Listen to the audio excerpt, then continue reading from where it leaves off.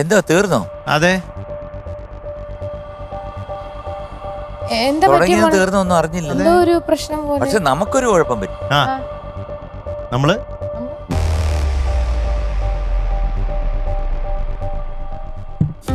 ഇക്കാര്യം മറന്നുപോയി.